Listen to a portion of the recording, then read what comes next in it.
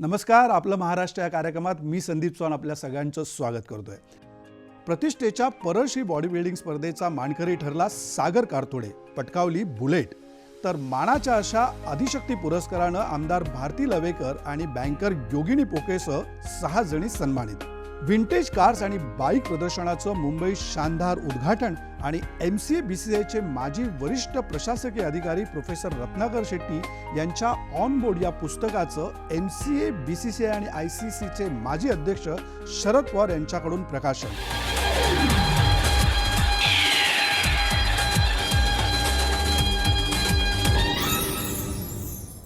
आज एक क्रिकेटवरचं अप्रतिम पुस्तक जे आहे ऑन बोर्ड प्रसिद्ध झालं आहे. क्रिकेट म्हटल्यावर आपल्याला मैदानातल्या थरारक घटना नेहमीच आठवतात, परंतु ह्या पुस्तकाचं वैशिष्ट्य असं आहे, हे पुस्तक लिहिलं आहे एका क्रिकेट प्रशासकाने.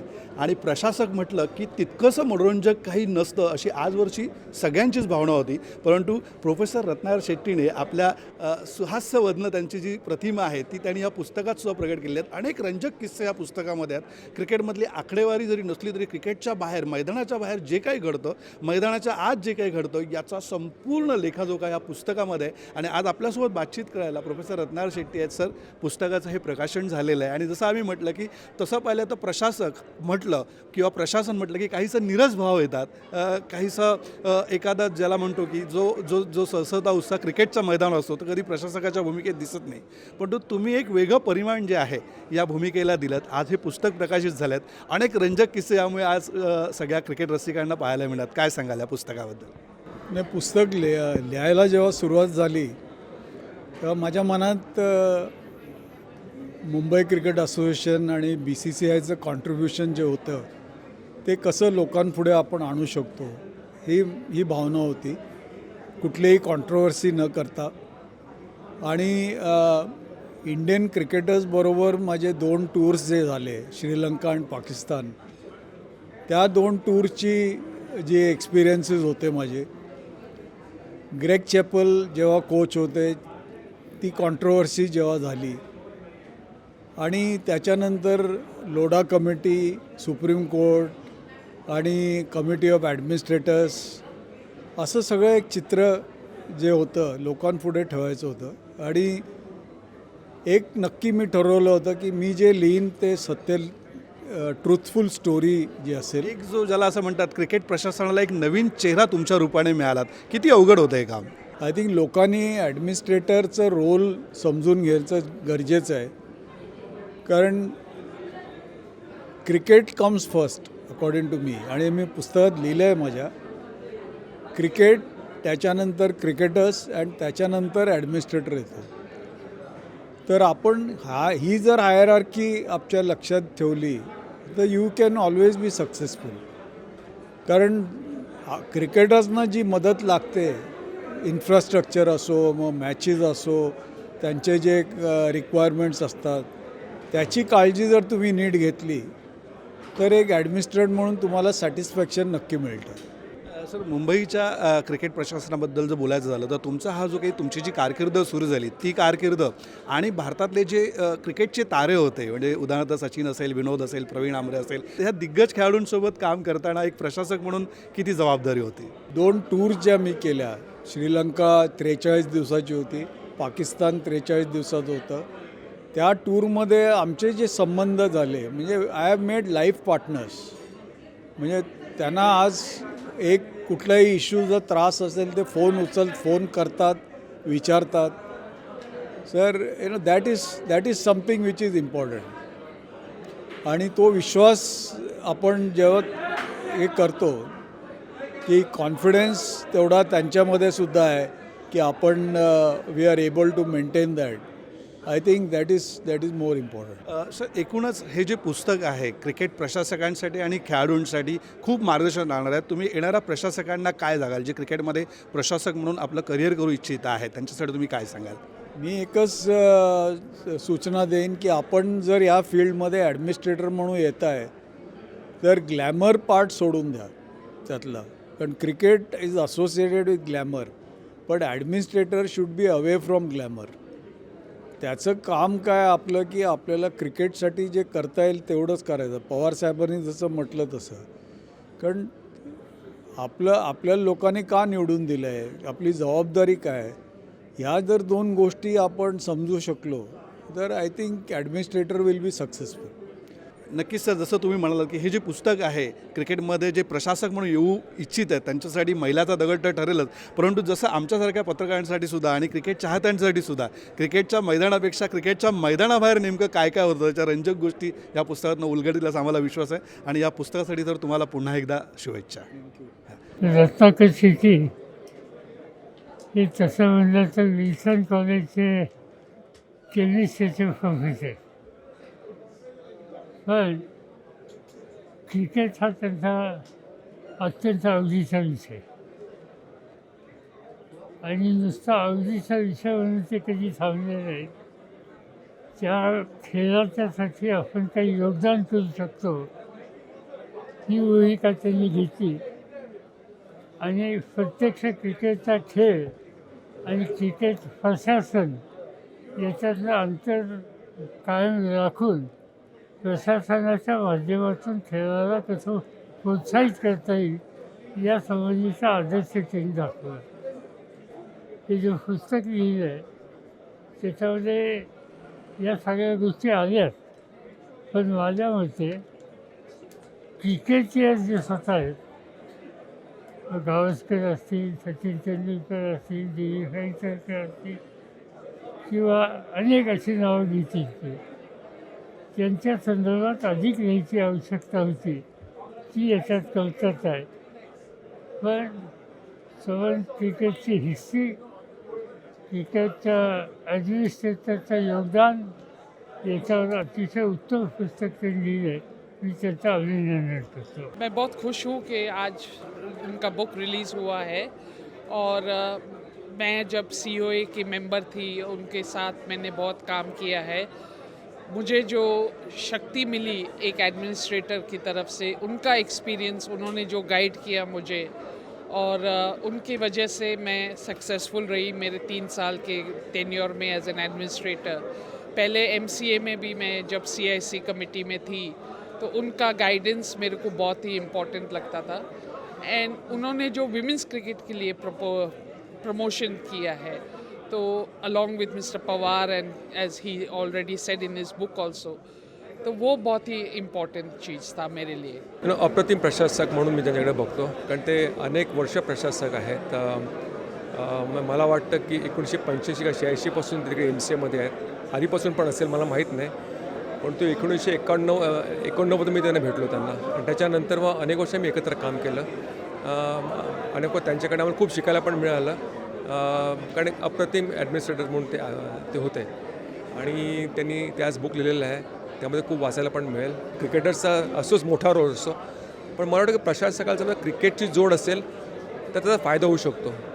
परंतु सरांनी त्यावरही मात केलेली आहे, कारण त्याचं पॅशन त्याचं म्हणा किंवा त्यांचा फोकस म्हणा किंवा काम करण्याची त्यांची ती हातोटी म्हणा, त्यांनी खूप चांगलं काम केलं, म्हणजे MCAसाठी आणि BCCIसाठी पण. आता वेळ झाली एका ब्रेकची आणि ब्रेकनंतर आपण पाहणार आहोत माजी महाराष्ट्र श्री पुरस्कार विजेता खेळाडू मनीष आडविलकर यांनी आयोजित केलेल्या शरीरसौष्ठव स्पर्धेतील थरार.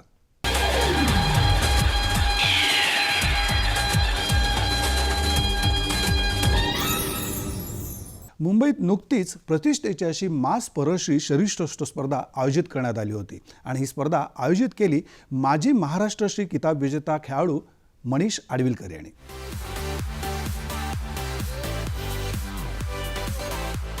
आज मी जो पण फेमस झालो आहे तो या मुंबईश्रीमुळे. 88, 89, 90, 91, 92, 93 6 वर्ष मी मुंबईश्री बघत होतो आणि पहिल्याची मुंबईश्री व्हायची ती फक्त शिवाजी मंदिरमध्ये. शिवाजी मंदिर बोललं तर टाळ्या, शिट्ट्या, खेचाखेच, मजा यायची बघायला. फर्स्ट मुंबईश्री मी ठरवलं, मी जेव्हा पण खेळीन 6च्या बाहेर जाणार नाही. आणि मी पहिली मुंबईश्री खेळलो 94ला. काहीच आर्टिफिशियल नाही, नो सप्लिमेंट, 3rd प्लेस लागलो. ही माझी सुरुवात होती.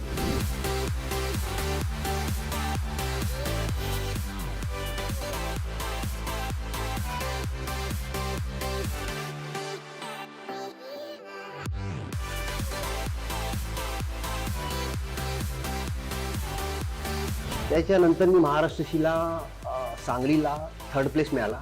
त्या बेसिसवर मला रेल्वेला सर्व्हिस मिळाली आणि माझी खरी बॉडी बिल्डिंग स्टार्ट झाली. बॉडी बिल्डिंग स्टार्ट झाल्यानंतर पहिलं माझं टार्गेट होतं मुंबईशीला मला फर्स्ट यायचं होतं. तर 98ची मुंबईश्री मी शिवाजी मंदिरला खेळलो. 70 कॅटेगरीमध्ये माझ्या गटात होता सेंट्रल रेल्वेचा पी शिवकुमार. पी शिवकुमार बोललं तर बॉडी बिल्डिंगमध्ये दबदबा, खूप सारे टायटल्स मारलेल्या, आणि मी त्याला बीट केला आणि मी फर्स्ट आलो 98ला. तिथे खरा मनीष आडवीकर जन्माला आला. तिथे माझी खरी बॉडी बिल्डिंग स्टार्ट झाली. त्याच्यानंतर मी कंटिन्यू 10 वर्ष गोल्ड मेडल होतो आणि 2005ला मी थोडक्यात माझी मुंबईश्री गेली, पण 2 दिवसांनी मी महाराष्ट्राशी मारली आणि माझी बॉडी बिल्डिंग मला सॅटिस्फाय झालो मी की मी महाराष्ट्राशी झालो. त्याच्यानंतर मी खेळत गेलो पण टायटल काय मला भेटली नाही. माझी आई बोलली की बेटा तुझ्या नशिबात सगळं काही दिलं देवाने, फक्त मुंबईश्री नाही दिली. मी पण ते एक्सेप्ट केलं. असं बोलतात ना, बदनाम हुआ तो क्या हुआ, नाम तो हुआ. तसंच आहे. टायटल नाही मारली मी मुंबईश्री, पण एवढा फेमस झालो म्हणजे धमाल. कुठे पण जावा तर सेल्फी घेतात लोक, मजा आहे. त्यामुळे मुंबईचं महत्त्व माझ्यासाठी खूप मोठं आहे. कारण मी मारली नाही. मला कळतं की थोडक्यात टायटल गेली की किती दुःख होतं. तर मुंबईश्री माझ्यासाठी खूप मोठी आहे. आणि सगळ्यात मोठी गोष्ट सांगतो, माझे 2 स्टुडंट सागर माळी आणि सुजन पिळणकर. सागर माळीने 2013ला मुंबईश्री मारली, सुजन पिळणकरने लास्ट इयर 2018ला मुंबईश्री मारली. हे माझ्या लाईफमधलं सगळ्यात मोठं सक्सेस होतं. एकापेक्षा एक सरस शरीरयष्टीपटू असलेल्या या स्पर्धेत भारतश्री सागर कारतुरेने मास परळशी स्पर्धेचं जेतेपद पटकावलं. रोख रकमेसह बुलेटही त्याने पटकावली. दिव्यांग शरीरयष्टीपटूंना प्रोत्साहन देण्यासाठी आयोजित गटात 6 खेळाडूंचा सहभाग होता. त्यांचं स्टेजवर आगमन होताच उपस्थित प्रेक्षकांनी टाळ्यांचा प्रचंड कडकडाट त्यांचं स्वागत केलं. या गटात महबूब शेख अव्वल आला. आंतरराष्ट्रीय महिला दिनाच्या निमित्तानं रमा प्रकाशनातर्फे आदिशक्ती पुरस्काराचं मुंबईत थाटात वितरण करण्यात आलं. आदिशक्ती पुरस्कारानं यंदा आमदार डॉक्टर भारती लवेकर आणि बँकर योगिनी पोकेसह 6 जणींना सन्मानित करण्यात आलं. दीनानाथ नाट्यगृहात रंगलेल्या या सोहळ्यात मुंबई महानगरपालिकेच्या अतिरिक्त आयुक्त अश्विनी भिडे यांच्या हस्ते या पुरस्काराचं वितरण करण्यात आलं. पुरस्काराचं यंदाचं हे 8वं वर्ष आहे. विविध क्षेत्रात उल्लेखनीय कामगिरी करणाऱ्या महिलांना या पुरस्काराने गौरवण्यात येतं. व्हॉइस क्लिनिशियन डॉक्टर सोनाली लोहार, NKGSBच्या पहिल्या महिला अध्यक्षा हिमांगी नाडकर्णी, ग्राहक पंचायतीच्या ज्येष्ठ कार्यकर्ता अनुराधा नरसाळे, वसुंधरा देवधर, शुभदा चौक्कर आदींना या आदिशक्ती पुरस्काराने सन्मानित करण्यात आले. यावेळी रमा प्रकाशनचे संपादक प्रकाश कुलकर्णीही उपस्थित होते. स्त्री असण्यातलं हे सौंदर्य, त्यातली जी संवेदन क्षमता आहे ती समजून घेणं आणि ती फुलवण्याचा प्रयत्न करणं हे आपल्या सगळ्यांचंच काम आहे असं मला वाटतं. आणि तसं झालं तर समाजाचं रूपसुद्धा त्याच पद्धतीने तेवढंच चांगलं होईल, संवेदनक्षम होईल असं मला वाटतं. सायकलीच्या 2 चाकासारखी आमची स्थिती होते. पुढचं चाक त्याचं असतं, मागचं चाक तिचं असतं. लगेच मागच्या चाकावर लॉक, मागच्या चाकावर, आणि ब्रेकसुद्धा मागच्या चाकाला. आणि मला असं वाटतं हे घरातच नाही, हे सगळ्या क्षेत्रात आहे. आम्हाला रथाची चाकं व्हायचं आहे ना. बुलढाणा अर्बन कोऑपरेटिव्ह सोसायटी ही भारतातली नाही तर आशिया खंडातली सर्वात मोठी पतसंस्था आहे. सहकारांतर्गत सहकार कसा घडावा याच्यासाठी जे काही कार्य केलं जातं ते बुलढाणा अर्बननीच मला सांगितलं आणि ह्याच्या पुढे देखील मी सहकारांतर्गत सहकारासाठी प्रयत्न करील. आंतरराष्ट्रीय महिला दिनानिमित्त दूरदर्शनच्या रिक्रिएशन क्लबतर्फे दूरदर्शनच्या मल्टीपर्पज हॉलमध्ये विविध रंगारंग कार्यक्रमाचं आयोजन करण्यात आलं होतं. या कार्यक्रमात दूरदर्शनच्या सर्व विभागातील महिला कर्मचारी आणि अधिकाऱ्यांनी या कार्यक्रमात सहभाग घेतला. साली महिला दिवस समझते हैं, लेकिन आज के दिन हम लोग थोड़ा और खुल के हंसे, लोगों को दिखाएं कि हम लोग ऐसे खुल के हंस रहे हैं. दिखावा भी करना है. आज के दिन लोगों को बताना है कि आज हमारा दिन है. वैसे हम लोग अपने अंदर में खुद मानते हैं कि पूरा साल हमारे कंट्रोल में है और हम ही सब कुछ चलाते हैं. ये हम लोग सब अंदर से जानते हैं. लेकिन लोगों को विचार में लगता है कि हाँ ये लोग अबला है या ये लोग नहीं जानते हैं, तो उन लोगों को एहसास दिलाने के लिए आज का दिन है जिसमें हम लोग इस बात को कहते हैं कि हाँ आज अंतर्राष्ट्रीय महिला दिवस है और आज हमारे लिए ये विशेष दिन है. मुंबईतल्या गुरु नानक शाळेत नुकतीच एक आगळीवेगळी स्पर्धा आयोजित करण्यात आली होती. टर्बन टाईंग अर्थात फेटा बांधण्याची स्पर्धा. सत श्री अकाल चॅरिटेबल ट्रस्टच्या वतीनं या स्पर्धेचं आयोजन करण्यात आलं होतं. या स्पर्धेत महाराष्ट्रातून बरेच स्पर्धक सहभागी झाले होते. या स्पर्धेची जागतिक स्पर्धा आता 13 एप्रिलला होईल. हमारा मकसद यही था कि हमारे जो खास करके सिख बच्चे हैं कि भी इस दस्तार, इस पगड़ी की कीमत क्या है, हमें कैसे मिली और इसको कैसे संभाल कर रखना है. और उसके बावजूद ये नहीं कि आप पगड़ी पहनते हो तो कुछ अजीब से लगते हो, नहीं, इससे आपकी शोभा और बढ़ती है. जब ये ताज आपके सिर पर होता है तो सिंह इज किंग, ऐसा लगता है कि अपने आप में कुछ ज़्यादा ही अपने आप गर्व महसूस करते हैं.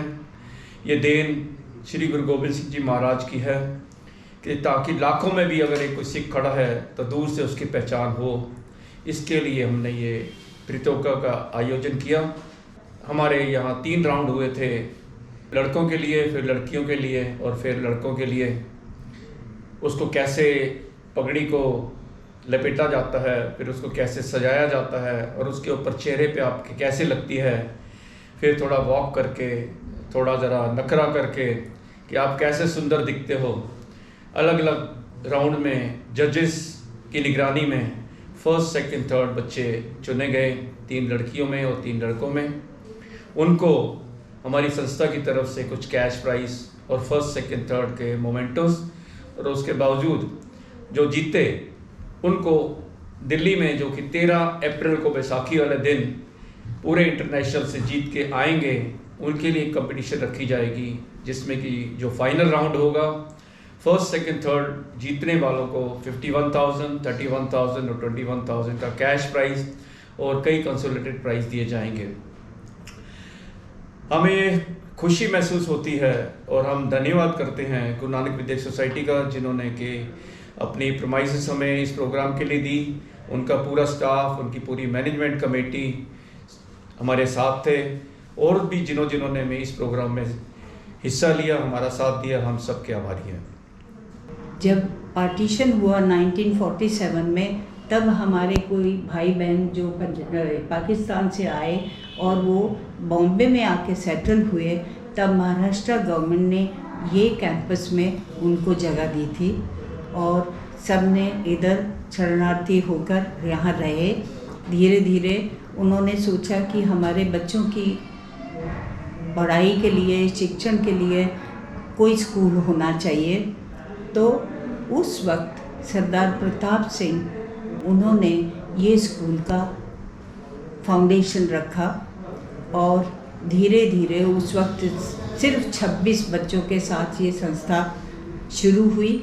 हम पूरी कोशिश करते हैं कि इन स्कूलों में हम बच्चों की ओवरऑल डेवलपमेंट के लिए, ऑल राउंड डेवलपमेंट के लिए, फिज़िकल एजुकेशन को बहुत महत्व दिया जाता है. हमारा बहुत बड़ा ग्राउंड है ये संस्था के साथ, जहाँ पर हम ईयरली इंटर स्कूल कंपटीशंस भी करते हैं. हॉकी, बास्केटबॉल की हमारी स्पेशल टीम्स हैं, बॉक्सिंग एंड ऑल. हमारे कॉलेज के बच्चे अच्छे इनाम जीत कर आते हैं और इसके साथ साथ इनको साथ एक्टिविटी करने में, ताकि आपस में उनका प्यार बढ़े, इसलिए हम कॉमन पिकनिक्स लेके जाते हैं, डिफरेंट गांव में जाते हैं, उनको डेवलपमेंट करने के लिए सोशल वर्क करते हैं. एप्रिल महिना जसजसा जवळ येतो तसतसे आपल्या सगळ्यांनाच वेध लागतात ते आंब्याचे. रत्नागिरी आणि सिंधुदुर्ग जिल्ह्यातील अल्फान्सो म्हणजेच हापूस आंबा जगप्रसिद्ध आहे आणि या हापूस आंब्याबद्दलच आपण जाणून घेणार आहोत सिंधुदुर्ग जिल्ह्यातील आंबा बागायतदार उदय परुळेकर यांच्याकडून. एक तर हापूस आंबाच्या शेपवरनं तुम्हाला ओळखता येतं आणि हापूस आंबा पिकल्यानंतर त्याचा जो स्वाद आहे तो तुम्ही एखाद्या खोलीमध्ये जरी ठेवलात तरी त्याचा जो स्वाद तुम्हाला आकर्षित करणार आणि त्याची गोडी आहे ना, ही इतर आंब्यापेक्षा अतिशय वेगळी आहे. आंबा बागायतीकडे आम्ही ॲक्सिडेंटली वळालो, कारण माझे वडील 1990मध्ये जेव्हा रिटायर झाले तेव्हा लोक त्यांना हिणवायचे की कोकणात राहून तुमच्याकडे एकही हापूस आंब्याचं झाड नाही आहे. म्हणून त्यावेळी त्यांनी 1990 साली 100 झाडं लावली. हापूसची कलमं जी कृषी विद्यापीठामध्ये उपलब्ध असतात त्यातली 100 कलमं त्यांनी लावली आणि त्याची जोपासना ते 2008पर्यंत ते जिवंत असेपर्यंत करत होते. पण आम्हाला कळून चुकलं की ह्या मधल्या 4-5 वर्षात म्हणजे 2008 ते 2012पर्यंत आमची 28 कलमं मरून गेली. कारण ते कल्टार हे वापरत होते. कल्टार हे अतिशय घातक असं औषध आहे की जे आंबा जास्त पीक देते पण ते शरीराला आणि आंब्याच्या झाडासाठी योग्य असं नाही आहे. ह्या आंबा बागायतदारी करताना जेव्हा त्यांच्या वडिलांच्या मृत्यूच्या पश्चात माझा लहान भाऊ अभय परुळेकर तो आणि मी हे दोघे मिळून आम्ही शेतात काम करतो. आम्ही आधी कधी शेती केली नव्हती पण आता आम्ही उत्तम शेतकरी झालो आहोत. साधारण 60 ते 70% झालेला आंबा, कारण आंब्याचा मोहर हा वेगवेगळा येतो त्यामुळे एकाच वेळी सगळा आंबा तयार होत नाही. ते ओळखावं लागतं की 60% तयार झालेला आंबा कुठला आहे. त्याचा साधारण देठ जो असतो तो आतमध्ये गेलेला असतो आणि त्याचा जो गोलाकार भाग झालेला असतो त्यावरनं आम्ही ओळखतो की आंबा हा आता पिकायला तयार आहे. तो आंबा आडीला ठेवल्यानंतर 5 ते 6 दिवस झाल्यानंतर तो आंबा आम्ही लाकडाच्या पेटीमध्ये पॅक करतो आणि मुंबईला पाठवून देतो आणि मुंबईला आम्ही आमच्या मित्रमंडळींमध्ये हा आंबा वितरित करतो. मंडळी, वेळ झाली एका ब्रेकची, पण ब्रेकनंतर आपण जाणून घेणार आहोत फिल्म डिव्हिजनच्या संकुलात आयोजित करण्यात आलेल्या विंटेज कार्स आणि बाईकच्या प्रदर्शनाबाबत.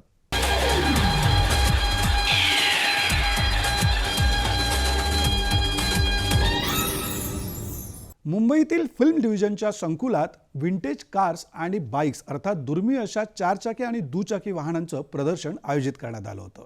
आझादी का अमृत महोत्सव या कार्यक्रमाअंतर्गत या प्रदर्शनाचं आयोजन करण्यात आलं. माहिती आणि प्रसारण मंत्रालयाच्या अतिरिक्त सचिव नीरजा शेखर यांच्या हस्ते या प्रदर्शनाचं उद्घाटन झालं. आज़ादी के 75 साल के उपलक्ष्य में मुंबई के vintage and classic car collection of India ने 75 पुरानी गाड़ियाँ, विंटेज गाड़ियाँ और गाड़ियों के साथ में मोटर बाइक्स भी यहाँ कलेक्शन अच्छी है. तो ये आज यहाँ एकत्रित हुए हैं हम सभी. इसमें 2 मेजर हमारे उपलक्ष्य बनते हैं. एक तो 75 साल मनाना और हमारी आज की जनरेशन को ये बताना कि 75 साल पहले हमारे एंसेस्टर्स ने, हमारे बुज़ुर्गों ने, फोर फादर्स ने किस तरह से आज़ादी की लड़ाई की. तो ये एक सिंबलिज़म होती है, किस तरह से हम अपने प्रेजेंट जनरेशन्स को याद कराते हैं. बॉलिवूड अभिनेत्री कृती सेनॉन आणि सुपरस्टार अक्षय कुमार यावेळी उपस्थित होते. संग्रहालयाच्या परिसरातल्या सेल्फी पॉइंटचं उद्घाटनही यावेळी नीरजा शेखर तसेच फिल्म डिव्हिजनचे महासंचालक रवींद्र बाकर यांच्या हस्ते करण्यात आले. कोविड काळात संग्रहालय बंद होते, ते आता सर्वसामान्यांसाठी खुलं करण्यात आलं आहे. भारतीय चित्रपटसृष्टीला 100 वर्षाहून जास्त वर्षांची महान परंपरा असून 13 भाषांमध्ये चित्रपट निर्मिती होते. ही गौरवाची गोष्ट आहे असं नीरजा शेखर यांनी यावेळी सांगितलं. आणि हा होता आपला कार्यक्रम आपला महाराष्ट्र. पुन्हा भेटूया पुढच्या शनिवारी सकाळी 10:30 वाजता. तोवर मी संदीप चव्हाण आपली रजा घेतो. पाहत राहा